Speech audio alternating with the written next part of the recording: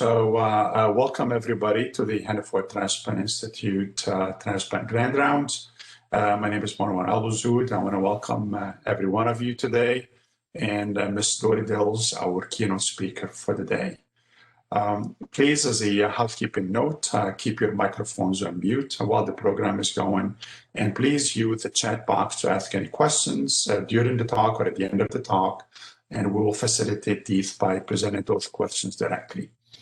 It's such a pleasure today to present our speaker, Ms. Dorrie Dils, who's an Ohioan who found a new home in Ann Arbor, Michigan, as the Chief Executive Officer of our very own Gift of Life Michigan, the state's one and only designated organ donor program with whom we have interacted throughout our careers here in Michigan. Ms. Dils has been the CEO of Gift of Life since August 2016. After serving more than 25 years in the organ procurement world at Lifeline of Ohio, where she served many positions, including Chief Clinical Executive. She began her career remarkably as a nurse in the trauma and surgical intensive care units, and has steadily grown through the ranks and collecting multiple recognitions along the way. And we're very proud of those accomplishments. She holds a master's degree in healthcare administration and has been very active in national groups. And those who know Dorrie, she is very dynamic and very engaged at many levels, including the Association of the Organ Procurement Organizations, the IOPO, at many levels, and more recently in the Legislative Committee, the United Network of Organ Sharing, and HRSA. She was also quite involved in the Breakthrough Collaborative and with NETCO as well, and she was an examiner at that time. Ms. Dils is the fourth CEO of Gift of Life Michigan, which has been founded in 1971. And the topic today will be Gift of Life Michigan, the landscape and the opportunities, working together to shape the future. And again, thank you, Dorrie, and the floor is yours. Thank you, Dr. Al-Bozoud, and good afternoon, everyone. It's my pleasure to be here. When I was asked to present this slide or these slides to you all and participate in Grand Rounds, the regulations were not out yet for our industry. And the Friday before Thanksgiving, we had our first look at those. And so today I'm going to talk a little bit about Gift of Life Michigan, certainly, and where we are today, but the titanic change that's coming our way with new regulations for us in the very near future. So first, a little just who we are. We are the state's federally designated organ and tissue donor program. Back in the day when transplant was first being started, there were OPOs formed to manage the donation part of transplantation. And actually, Michigan is the second oldest. We are the second oldest organ procurement organization in the country. It was actually very forward thinking for the transplant centers in Michigan to come together and think, wouldn't it be great to have this other organization that can manage the donor hospitals and the donation side of it while we focus on transplant. And so really, Gift of Life Michigan was formed before even anyone knew what an organ procurement organization was. But we do serve the state just under 10 million. We work with 176 unique hospitals and 9 transplant centers, which within those, there are multiple organs transplanted within each center. So a very busy organ procurement organization. And in contrast, there are 58 agencies like ours across the country, and some states have many, multiple, like where I came from in Ohio, there were 4. And then there are some states that work together, like North Dakota, South Dakota, and so forth. Not only are we responsible for facilitating the donation process, but we're also responsible for maintaining the Michigan Organ Donor Registry. And so when individuals sign up at the Secretary of State's office or at a donor drive, that data gets sent over to us and we maintain that registry. And when we have potential donors, we look those up. And obviously donation happens any hour of the day or night. And so we are a 24/7, 365 operation. We're one of the few OPOs in the country. There's, I think, about 12 of us now that have our own surgical center. here at our office. We have a 3-bed ICU and a 4-suite operating room facility that we run, as well as a full-service laboratory that does all the infectious disease testing for our donors, as well as HLA and cross-match typing for transplant programs. So as I mentioned, we're one of 58. We've always been a highly regulated field. We fall under CMS, which is a division of HRSA. And as such, there are contracts that are contracted out, and the United Network for Organ Sharing holds the contract for the organ allocation portion of that. And so we are a member organization of UNOS, and obviously we all utilize UNOS's technology to allocate organs. Because we're also a tissue recovery agency, we also are regulated by the FDA, because tissue in the United States is regulated by the FDA, much like products are. But it's always been a heavily regulated field, and actually, as I mentioned, we're entering into a whole new phase of that regulation. And we rely very heavily on our collaboration. Obviously, donation doesn't happen just at Gift of Life Michigan. It happens at a donor hospital, and having both the donor family and the donor hospital side, as well as the transplant center side, cooperating with us fully is what it takes to make a donation and a transplant happen. And without those partnerships, donation does not occur. And then we have 2 professional organizations that we're members of, the Association of Organ Procurement Organizations, and then AETB is our tissue side of our professional organization. So like all organizations, Gift of Life Michigan, when I came here in August of 16, had a mission statement, and it was about, I don't know, 4 or 5 sentences. And as I went around and met the staff, I would ask them, do you know what it is? And most of them did not. Some of them had an idea of a word or 2 that was in it. But I took the team through a process where we really tried to identify what is our core purpose? Why do we exist? And we came up with this, honoring life through donation. And we think this represents well both the donor side and the work that we do on the donor side, but also honoring that life that we're saving, whether it's an organ recipient or a tissue graft recipient, making sure that we serve both sides that we're responsible for in a way that facilitates that donation process. And then these are our core values, and hopefully if you've interacted with any of our team, you've seen these in action. But in order for donation to happen, there's a tremendous amount of determination and shepherding through the process that's required by our staff. A great deal of compassion for donors and donor families, as well as recipients, and a high level of professionalism always. And these are our key responsibilities, the things that we do. And the predominant being we facilitate the donation process, both in organ and tissue. This year, we're going to end the year at about 370 organ donors and about 1,500 tissue donors. So we have cases going on every single day. And we'll walk a little bit through the donation process, but these are the primary areas that we're responsible for and take up about 75% of our activities. And then the remainder of our time is spent educating hospitals and medical examiners and all the stakeholders really about the donation process, how individuals can sign up in the registry, and making sure that we're setting the stage for when the donation process can happen. And so obviously the very first part of any donation starts with a call to Gift of Life Michigan. And right now, in the 30 years I've been doing this, this really hasn't changed a lot. It requires a nurse or physician to, or some other clinician to notify us via phone whether the patient has suitability for donation or not, when the death is imminent or when death has occurred.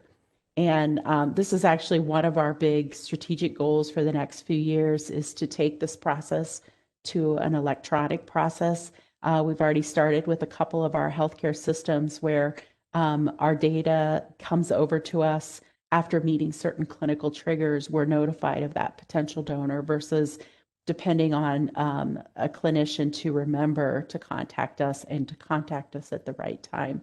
And so this will be a huge transition for us, but over the next several years, our goal is to get the majority of our referrals coming in automatically. And then the second process that we do really in the donation space is we work with families or individuals who had signed up in the donor registry to complete authorization and then evaluating for their suitability and what we call the donor management phase. And really that phase involves looking at each individual organ system and trying to ensure that they are indeed transplantable and making those organs available to recipients. And then with the tissue families, we contact those families by phone and explain the donation process. And then again, do a medical suitability and screening so that we can determine what tissues that person can donate. And then we would go into the recovery phase. For organ, there's obviously a great deal of matching and viral testing that goes on. And we're really looking at compatibility and looking at where those organs are best suited. We do infectious disease testing, making sure that every one of our donors is not inadvertently passing along an infectious disease that a recipient cannot manage. And we go through the organ allocation process where we run a list and we start at the top of that list and we work our way down, trying to identify the right recipients for those particular organs. And then the final phase is the recovery part. And then we facilitate the actual retrieval of those organs and tissues.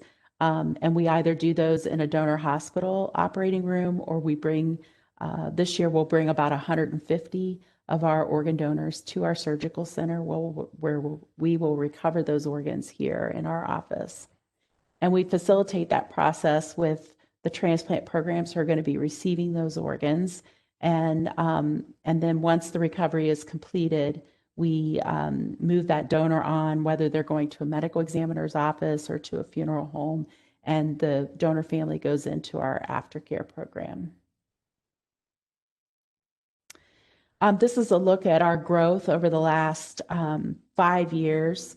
And actually, today I was looking back even further to pre-2010, and Gift of Life Michigan has actually grown a lot. We're on track this year to do 373 organ donors. Prior to 2016, they averaged around 260 to 280 for about 8 years, actually. Pretty flat in the growth. And then we've just seen tremendous growth over the last several years. Most of that has to do with our increasing number of donation after circulatory death donors, where the patient is removed from life support and organs are quickly recovered after they cardiac arrest. And for those 373 donors that we're going to do this year, there are about 100 additional cases that we fully worked up. And then for whatever reason, the recovery wasn't completed. Either the patient did not die in the time frame in order to do the recovery, or we found that there were no acceptable recipients for those donors. And it's really casting that wide net that has allowed for our growth over the last several years. And we're going to continue to push that because, making sure that no donor falls through the cracks is our primary focus. And then in comparison, we're going to end the year this year, surprisingly, almost exactly the same number of organs transplanted as we did last year. Unfortunately, the growth in the number of organs transplanted occurred very early on between 17 and 18, and then we've been very flat or decreasing in slight ways. There's no question that the donors that we're increasing are more complex donors. they're older, they have other comorbidities, they're DCD donors, and or they have infectious diseases. There are a variety of reasons, but the truth is the number of organs that we're able to see transplanted from those donors is smaller than what we've seen in the past, and that's probably one of the biggest hurdles that we have. The pandemic has certainly impacted us greatly in this area this year. We were, had it not been for the last 2 weeks of March, all of April, and most of May, our trajectory would have been very different. But things really bottomed out during those months. And while we continued to do donors, we did not see a lot of organs transplanted from those donors. And that certainly has had a big impact on us. And just for information, you can see where we're going to end the year with tissue as well. Tissue is going to be down a little bit, related completely to the pandemic. Tissue is actually very driven by the economy, surprisingly. And when people are unemployed and they lose their health insurance, elective surgeries like an ACL repair or a spinal fusion that's not emergent, or different tissue grafts that are utilized, really plummets. And we saw that with our skin and bone processors in particular this year, and they dialed back tremendously. And we're projecting not a lot of growth next year too, until the economy recovers and people get back to work. A lot of people ask me about the impact of COVID, and so I just shared, am sharing this slide. You could see on the left are the total number of referrals that we've received to date, which is just over 42,000. Gift of Life Michigan, almost exclusively, if you look back about 10 years, we get somewhere around 37 to 38,000 death calls a year. Every hospital in the state of Michigan is required to notify us when they have a death.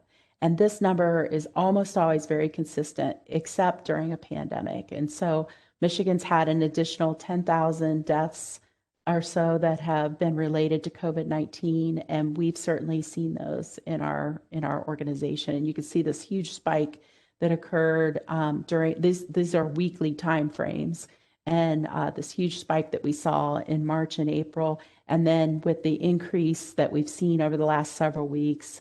Again, another big surge of the number of death calls that we're getting. And you can see here on the right, the sad reality is that this growth predominantly is related to COVID, and these people are not eligible for donation. So we've had over 1,300 heart beating calls, which we would normally evaluate for either brain death or donation after circulatory death, that we immediately ruled out because those individuals were COVID positive. And then the same thing on our tissue side, over 7,500 calls that came in that could not be tissue donors because they were COVID positive. And so, there's still a call that comes in and work that gets done, but sadly, no donation opportunity there. And then the same thing with our donor activity. You could see typically it's pretty consistent, and we saw big decrease in March. These are our weekly activity charts. The green are the number of organs transplanted, and the blue are the number of donors that we were doing. And we saw some decreases in the donors for sure, but mostly in our organs transplanted. And most of that has recovered, and this slide is a little old, but I think we're at 348, and as I said, we're going to end the year with over 1,000 organs transplanted and about 372 donors. And then this is our tissue volume, and again, you can see that big spike in March and April where we average about 32 tissue donors a week. And we were doing 15, 17, so significant impact on us.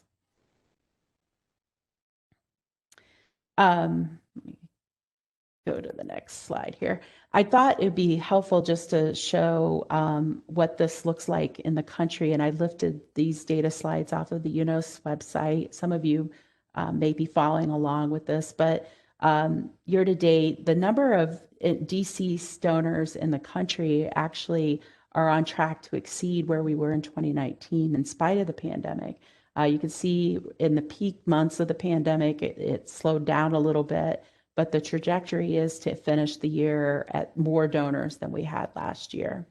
And then this slide on the right looks at actually the Great Lakes region, which Michigan is a part of, and our growth is actually significant. We've had the most increase than any other region in the US. But sadly, if you look at the number of organs transplanted, it's going to be almost exactly the same as we did last year, in spite of that growth, both in the whole country and in the region. And again, this just speaks to while donation across the country is up about 6%, the number of organs transplanted is down about 6%. And it's just, again, more complex donors that we're seeing for sure. And then this just looks at the number of transplants per week. And again, the impact of COVID. There were many transplant programs, including here in Michigan, that shut all their transplants down except for those that were urgent. And we saw a lot of living donors stop, as well as a lot of kidney transplants if patients were at home and stable. And we've recovered somewhat across the country and as well as in the Great Lakes region. As you can see, that big plummet there was really stunning. And then this just looks at how we measure our organs transplanted is in our organs transplanted per donor. And we budgeted 3.0, and we've barely hit that the latter part of this year. And you can see how we started off the year, which was really remarkable. And then it's just been very flat since then. So shifting gears a little bit, one of the things that's also big on our minds besides the pandemic is the impact of broader sharing. And certainly we saw this with lungs about 2 years ago, liver about a year ago, and the kidney and pancreas broader sharing actually goes into effect on December 15th. And really the intent here is to remove geographical boundaries for organs based on the OPO and the service area that they live in. And it's a pretty enormous shift from how we've operated in the past. There's always been this relational context between the transplant centers that are in your donation service area and the OPO. And as broader sharing grows for both those, the transplant program and the OPO, those environments are shifting. And we are working more with transplant programs that are outside of Michigan. And certainly the transplant centers in Michigan are bringing in organs from other areas of the country that they would normally have gotten from us. And we've seen a pretty significant shift, especially in livers. And now kidney is, it's going to be dramatically different. And that starts on December 15th. And so kidneys will be leaving Michigan to go to programs. When we do the modeling, the vast majority of those will go to Illinois, Pennsylvania, Ohio, which are all within our 250 nautical mile radius.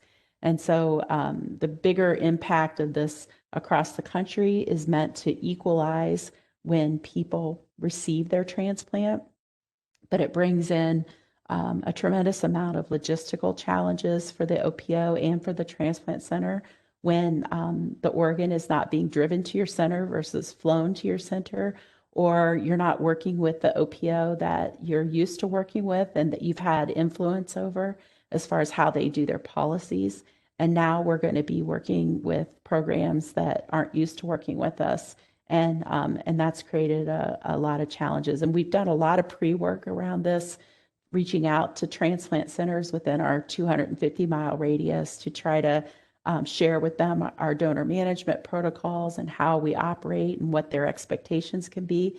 But I'm sure that as this goes into effect, we'll see a lot of unmet needs and that we're going to have to be responding to. The other big shifting reality for us is new metrics that we're going to be measured under. OPOs have always been regulated by CMS, and they've always had the authority to decertify an OPO for underperformance, but they've never done that. And actually, under the old metrics, there were a couple OPOs that failed certification cycles that successfully sued the government and were able to remain certified. And so when that happened, HHS and CMS set out to change the metrics so that it could be clearer and they could indeed decertify underperforming OPOs. And the regulations, the preliminary regulations were released a year ago, December last year. And we had a 90-day comment period, which we provided comments. And then COVID hit and everything sort of stopped moving forward. But the regulations were rushed through, and the Trump administration released those the Friday before Thanksgiving. And to say that we're disappointed is an understatement. The feedback that was provided by those of us who work in this field, have worked in it for decades, was virtually, it was not considered in any way. There were essentially no substantive changes made from the preliminary regulation to the final. So these are the new metrics that will go into effect 90 days from their release. So that'll be sometime in February, and then go into effect officially in 2022. And I'll just briefly hit on all of these. So moving forward, OPOs will be measured on two metrics. There'll be a donor rate and a transplant rate. And in order for a donor to count, this is one of the big shifts, there has to be at least one organ transplanted. And this is, again, one of the frustrating pieces of it is the OPO's responsibility of procuring the organs and making them available to transplant centers isn't enough. They expect us to do that in a way that guarantees those organs to be transplanted, even though we have little to no influence over the decision about whether an organ is transplantable or not. CMS is going to hold us accountable to that. And so any donor that we do that did not result in an organ transplanted will not be counted. And for us, every year, that's about 20 to 25 cases where, we did a DCD, the kidneys were recovered, they were placed on the pump. Turns out they didn't pump very well and no one would take them. And so they ended up being discarded. And as a result, that will no longer be counting as a donor. The other challenge with the data and the metrics is that they're going to use a new denominator that is based on death certificate data, and it's called the calc data, and I still have to look it up, but it's cause, age, location consistent with organ donation. And so basically it's donors under the age of 76, so up to their 76th birthday, that died in a hospital in Michigan that has one of a series of ICD codes that is consistent with organ donation. So all the stroke codes, all the anoxic codes, all the traumatic brain injury codes, and so on. There's a whole list of them. And those deaths then go into our denominator. And no longer will the OPO be submitting data to the government that tells them what our denominator was based on our potential. This will be the denominator set for us. Here in Michigan, that denominator is around 3,000.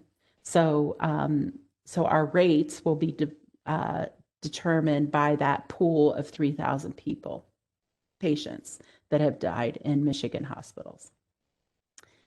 There was also a lot of discussion about mitigating factors and, for example, cities that are predominantly African American historically have had lower donation rates than cities that are not. And there were no mitigating factors considered as far as race or causes of death or other things that make Michigan, say, different than Utah. That is 85% Caucasian population, also higher levels of education, higher socioeconomic levels. And so we will be measured under the same metrics. And the only mitigating factor they included were they have some allowance for age groups and what the expected organs transplanted will be from those age groups. So if your OPO predominantly does older donors, you'll have some risk adjustment there. The math on this does not add up, and this is one of the things that we're still trying to figure out, who in the government failed calculus, because the methodology that they put out on this, we can't seem to replicate. So that's one of the things that we'll be trying to get clarity from the government as we move forward.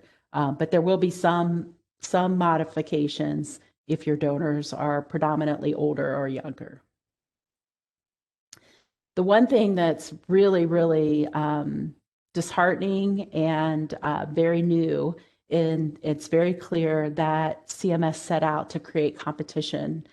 Historically, OPOs have not competed with each other. We've been assigned to a donation service area, and as long as we meet the federal requirements, we are recertified every 4 years. And when we weren't meeting those requirements, as I mentioned earlier, a couple of OPOs filed lawsuits and they managed to retain their DSA. But moving forward, the government has full intention of us competing, and they've created a 3-tier system, and the OPOs in Tier 1 are the top 25% and based on their performance in a single 12-month cycle. And the second tier OPOs are OPOs who were above the median, but they are not in the top quartile.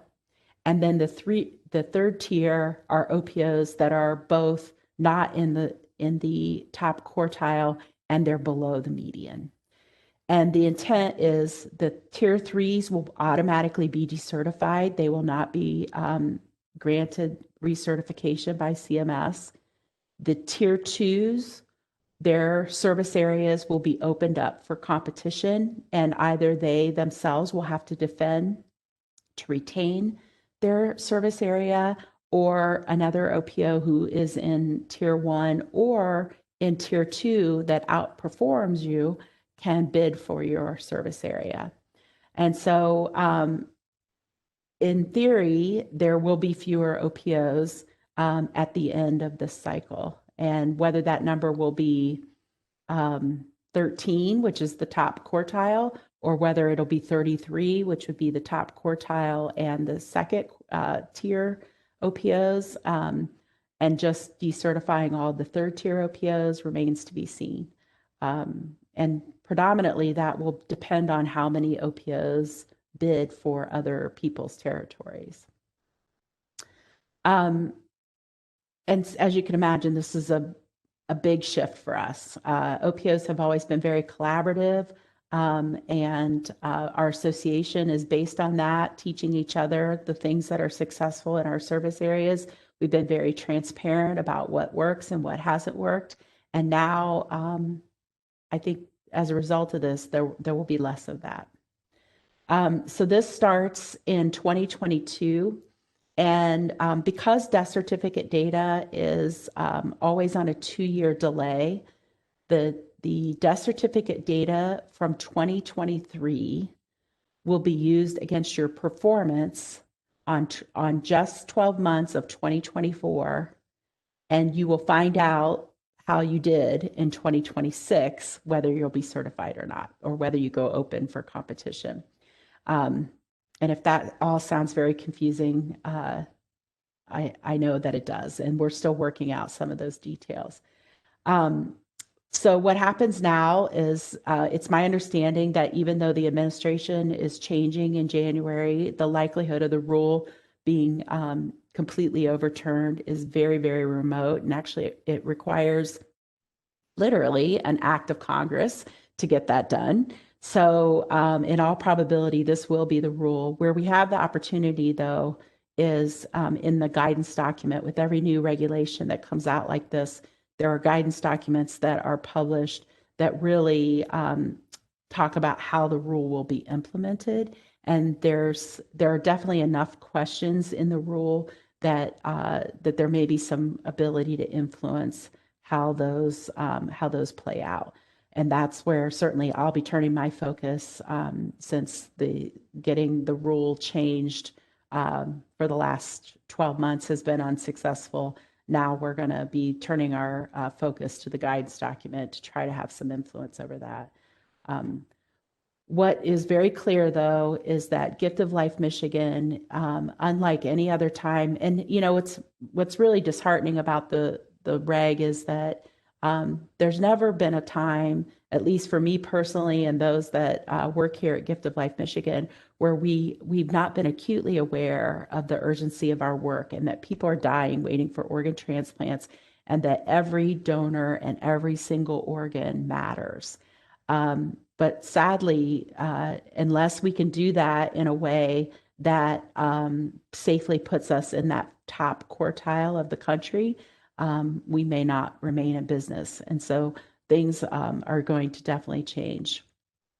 The good news is that when the rule came out, they published the 2018 data in that rule, and we were in tier 1, which I'm very pleased about.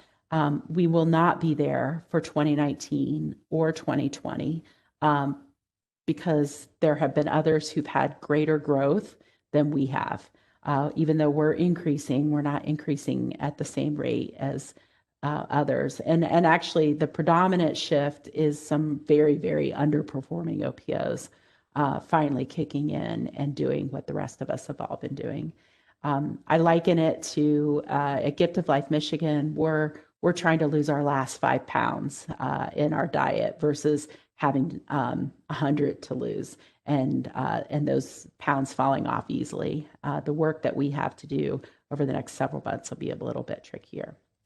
And so I'm going to close there and open it up for questions or discussion. And I'll turn it back over to Marwan. And if there were questions that typed in, I don't see them.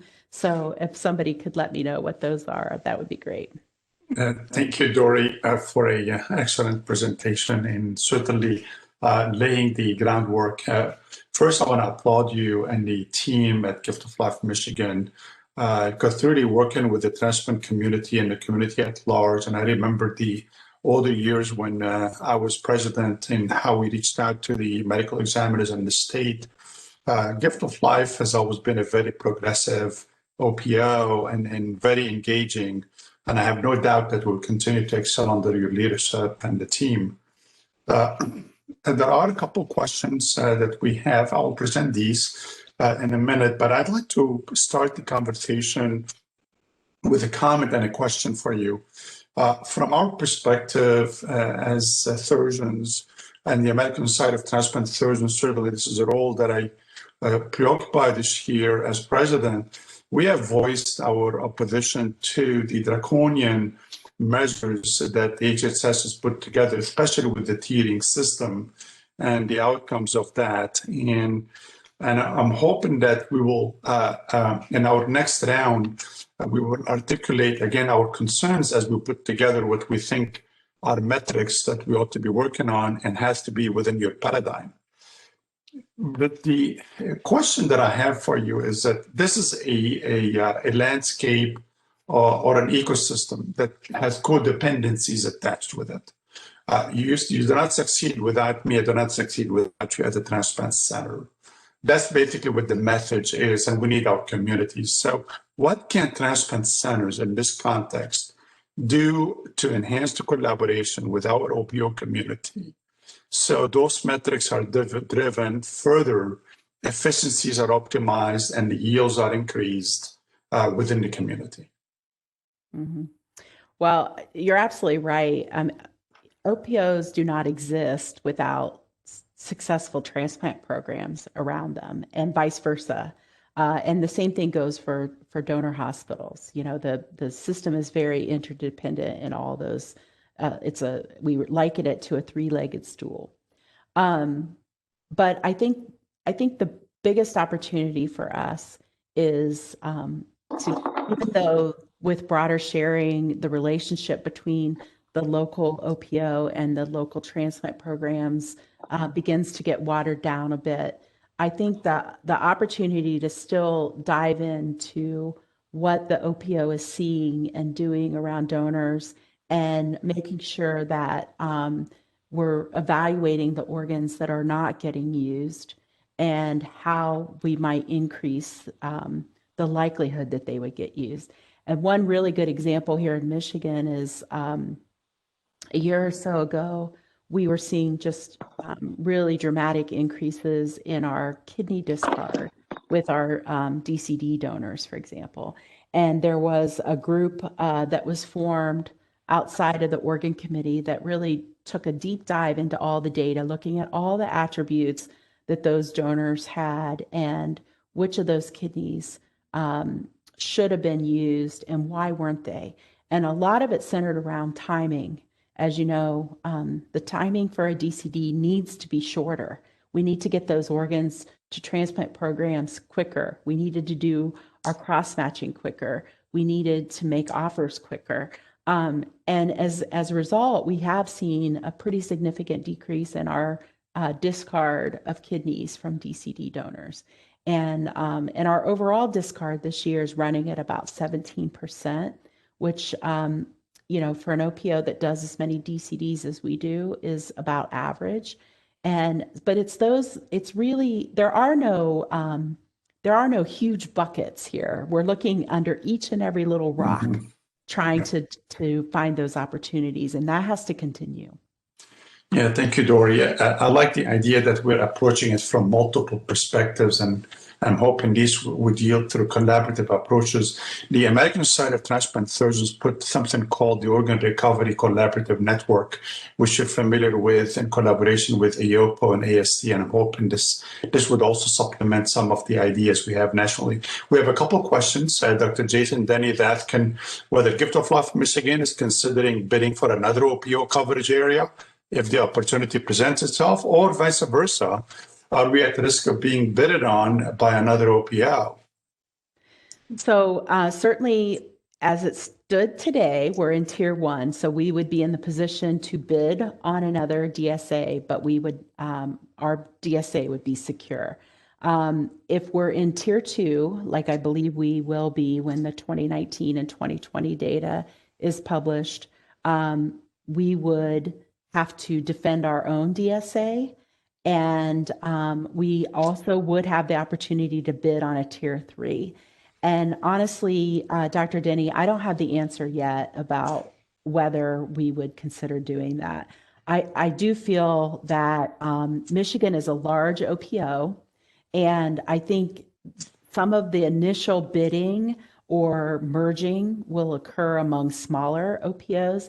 And having worked in a small OPO and then come to a large OPO, I do see significant opportunities for larger OPOs. And so I'm not sure that we would go after a low performer at this point. But if we get through that first round and what's left are OPOs that are all, let's say, serving 6 million and up or 7 million and up, then we might be looking for opportunities to take over other DSAs. But my initial goals for us is to get into tier 1 in that final year. Thank you, Dorrie. I think that it's good to feel that we are secure at the current time. A question from Dr. Shimul Shah from Cincinnati. He's the program director there. Acknowledging these are difficult times indeed. What is the data, if you have any, from Gift of Life regarding interoperative turndowns for livers, and have you been successful still at placing those livers? I don't have the data right in front of me, but I do know that when the liver allocation policies initially changed, we had a series of, I think, 3 different incidents where we had a late back out in the operating room that we were scrambling to find a home for that liver. And as such, we took that information to our organ committee, and what the programs in Michigan agreed to do was not only do we go into the OR with the primary offer and the backup offer, which is aligned to the list, but we also have a third backup or a second backup that is a local patient. And so should the primary and the secondary centers, let's say, are out of state, and if those two both back out, we have already had conversation with a local center who has a local patient in mind. And I know on 3 different occasions this year, we've gone to that third layer and successfully placed the liver. So the exact numbers I don't have, and again, these are rare events, but they are really unfortunate when you have those late turndowns in the operating room. We've also gone back to some of those centers that turned down, especially for those that did it for reasons that were clear to them from the beginning of the offer, and let them know that we're not going to play that game. Yeah. And so, I think everybody was learning in the beginning, and thankfully that has lessened somewhat. But we're going to do the same thing with kidney. We're going to go in with a primary and a backup, and we're also going to be looking for local backup so that if we're in the operating room and trying to find a home for an organ at the very last minute, we will have one that doesn't require a great deal of cold time. Great. Thank you, Dorrie. I think this is definitely an area that we all have to work on. And the UNOS-MPSC has been lenient towards the rapid allocation of these organs. A question from Dr. Malinzak. She thanks you for a great presentation and leadership at Gift of Life Michigan, and I echo that. You say that the donor whose organs are not transplanted are not counted. Will that lead to less recovery of less optimal kidneys or organs? Well, I think that's definitely one of the risks, and that was certainly when I went to Washington and met with HHS. I tried to explain to them that you're actually disincentivizing OPOs to take risks. And the truth is, especially when it comes to kidneys, the final test of that organ is once it's procured and we see how it's flushed and we put it on the pump and we look at the metrics that we obtain on the pump. And if OPOs have a fairly high confidence level that these organs are not transplantable, what would motivate them to then go forward with the likelihood that the donor is going to result in no organs transplanted? And we will be incurring all the expense, all the resources that are attributed to those donors, and in the end, they won't count towards our success in staying in a tier 1. Now, having said that, that is not the philosophy that I have or that Gift of Life Michigan has. And I think we've proven that over and over again with the aggressiveness in our approach to DCDs. Where our DCD conversion is around 61%. So out of 10 donors, there are 4 that do not die in the time that are necessary and to become a donor. And yet we continue to approach it in that aggressive way. And we will continue to do that with brain dead donors as well. But that is one of the just conundrums that we're in, is that CMS doesn't quite understand what it takes to get a single donor through. You've got to cast that net wide. Yeah, thank you, Dorrie. There's a question from Dr. Munka. It says, understanding that we will not have opioid data until 2026. Is that correct? Yeah, so the data runs 2-year lag time. So for example, in January of 2021, we will be getting the data for 2019. And so, yes, the data runs 2 years behind. So the certification cycle will be 2022 to 2026. And the years that they're actually measuring are 2023 data against 2024, the actual performance of 2024. Now, having said that, I looked actually this morning at what that denominator is over time, and it doesn't fluctuate a whole lot. So we're going to be using, we're going to be assuming that we know what that denominator is. And it's somewhere around 3,000. Now, how the pandemic is going to impact that number is a little unclear right now. But we're going to be using that denominator, and we'll have some idea of where we're going to land well before getting to that time period. Dorrie, I'm sorry. I know we're supposed to be typing. I'm not worried about our OPO. You guys are doing a great job. It's just, the OPOs are underperforming. They basically just bought themselves 6 years to come up with some excuse for their poor performance, or they'll change things around. It just sounds like a scam. Well, I appreciate that, because I do want to be clear that I'm not, and this has been a criticism of OPO leadership, is that we're just here to protect ourselves. And I definitely think there are some OPOs that either need to get on the bus or get off. And the regulation though does call for every 12 months we'll be getting a review.